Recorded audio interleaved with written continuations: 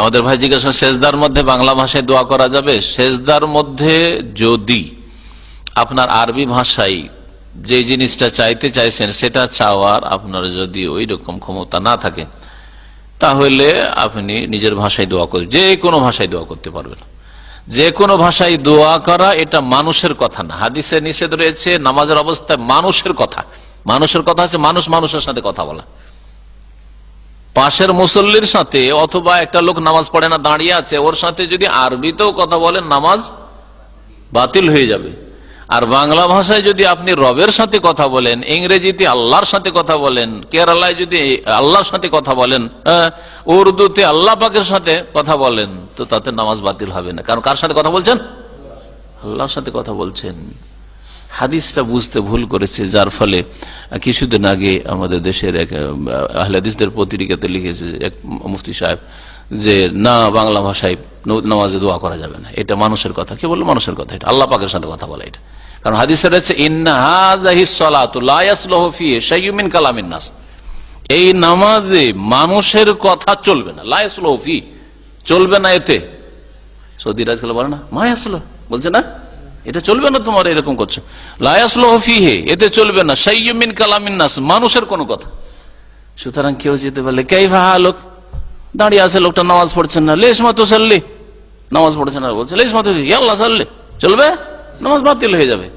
কিন্তু যদি আপনি সেজদায় আল্লাহ তুমি আমাকে মাফ করে দাও বলতে পারছেন না বাংলায়, অথবা আল্লাহ আমার রিজিকে বরকত দাও, আপনি বুঝছেন যে আমি আল্লাহ বারিক লি ফি রিজকি বলতে পারছেন না, আপনি আপনাকে আরবি শিখা ফরজ নাকি?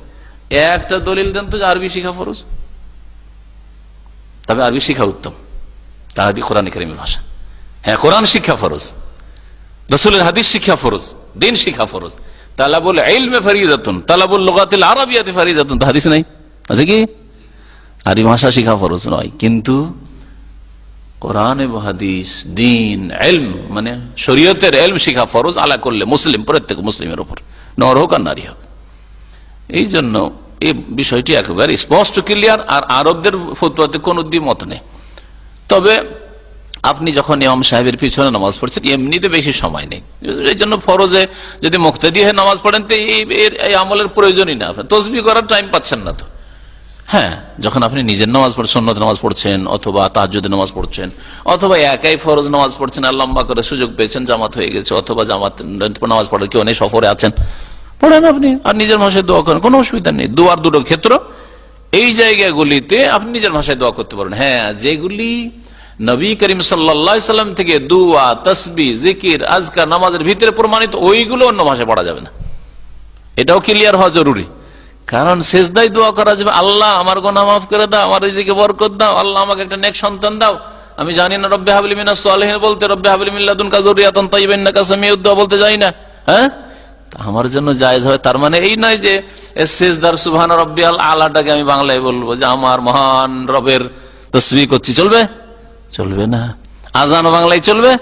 চলবে না। যেগুলি নবী করিম সাল্লাল্লাহু আলাইহি সাল্লাম থেকে আরবি ভাষায় প্রমাণিত, হ্যাঁ, বিশেষ বিশেষ স্থানে আজান হোক আর ইকামত হোক, আর নামাজের ভিতরে দোয়া হোক, আর সূরা হোক, আর সূরা ফাতিহা হোক, এগুলি চলবে না যে আপনি সূরা ফাতিহা বাংলা অনুবাদ পড়ে দিবেন। সমস্ত প্রশংসা সেই আল্লাহর, যিনি বিশ্বজাহানের পালন কর্তা, হ্যাঁ, যিনি রহমান, যিনি রহিম, যিনি বিচার দিবসের মালিক, অনন্ত অসীম প্রেমময় তুমি, বিচার দিবসের ইত্যাদি ইত্যাদি। ওই যে কবিতা গোলাম মোস্তফার পড়ে দিন, চলবে?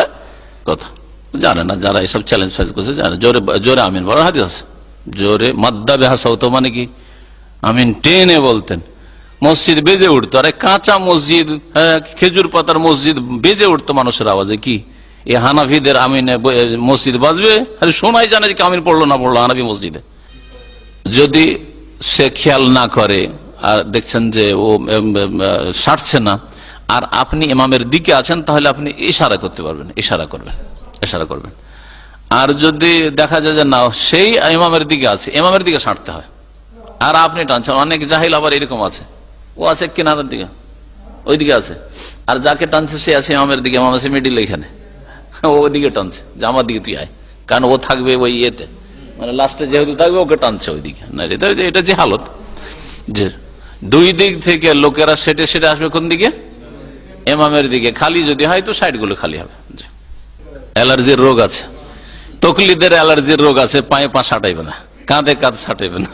অন্ধন করেন মজহাবের গোড়ামির অ্যালার্জির রোগ আছে, যার ফলে তারা এরাও হামেল, এরাও এই বিশেষ করে পা আর কাঁধ লাগাবার ক্ষেত্রে অ্যালার্জি, আর বিশেষ করে পাশে যদি আমেল হয় আর বেচারা দামি দামি সেন্টওয়ালা লোক হয়, তাহলে তো অ্যালার্জি লাগছে একটা ক্লিনার পাশে নামাজ পড়তে, এটা গরিবের পিছনে। তো এইরকম বেকুবি অনেকের আছে, অথচ আল্লাহ পাকের সামনে সমান। এক হি সফ মে খড়ে হুয়ে মাহমুদ ও আয়াজ, না কোই বান্দা রাহা না বান্দা নওয়াজ। সুলতান মাহমুদ গজনবী রহমতুল্লাহ আলাই, এত বড় বাদশাহ, আর তার একটা চাকর, মানে আজকালকার যুগের চাকর না, কিতো দাস গোলাম, কেনা গোলাম, দুইজন নামাজ পড়তে লেগেছেন। তখন এই দৃশ্য দেখে আর পাশাপাশি দাঁড় করে নিয়ে নামাজ পড়তে লেগেছেন বাদশাহ। তখন একজন উর্দুকে বলছে, একই সফ মে খড়ে, একই কাতারে দাঁড়ালেন মাহমুদ ও আয়াজ, মাহমুদ সুলতান মাহমুদ আর ওর চাকর কিতোদাস আয়াজ, আয়াজ নাম ছিল। না কই বান্দা রাহা না বান্দার নামাজ, না কেউ মনিব থাকলো আর না কেউ গোলাম থাকলো, বান্দার নামাজ, বান্দার খাদেম থাকলো, সবাই আল্লাহ পাকের বান্দা। এখানে মাহমুদ আল্লাহ পাকের বান্দা বাদশাহ, আর যে মাহমুদের চাকর কিতোদাস সেও আল্লাহ পাকের বান্দা। এখানে আর কেউ আবদার, আর কেউ রব্বা, মালিক আর মামলুক কেউ নেই এখানে। হজে মিনায় অবস্থান করা অধিকাংশ ওলামাদের নিকটে ওয়াজিব, রাতটা, দিন নয় রাত।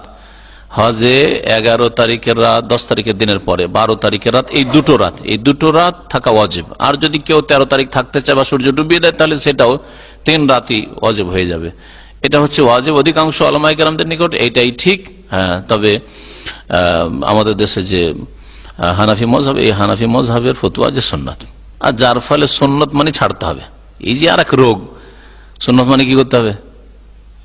সুন্নত মানে ছাড়তে হবে। সেই জন্য সমস্ত হাজিদেরকে নিয়ে এসে রাত্রে তো অফ করায়, সুন্নত মানে ছাড়তে হবে। নবী সাল্লাল্লাহু আলাইহি ওয়াসাল্লাম ছেড়েছেন বা সাহাবীরা ছেড়েছেন। জি, ওয়াজিব। আর এই ওয়াজিব যদি ছুটে যায়, হজ হবে কিন্তু অসম্পূর্ণ থাকবে, এই সম্পূর্ণ করতে হবে। এটাকে জবর, এটাকে বলে ঘাটতি পূরণ করা, দম দিয়ে, কোরবানি করে। কেউ যদি একটা রাত না থাকে, 11 তারিখ অথবা 12 তারিখের রাত থাকলো না, মেনাই রাত কাটিয়ে দিয়েছে মক্কা বা মেনার বাইরে, তাহলে একটা দম দিয়ে ঘাটতি পূরণ করে দিবে। অভাবী গরিব যদি হয় তো দম না দিতে পারে, তো প্রত্যেক দমের বদলে 10টা করে রোজা রাখবে, যেমন আব্দুল্লাহ বিন আব্বাস রাদিয়াল্লাহু তাআলা আনহুর ফতোয়া ছিল।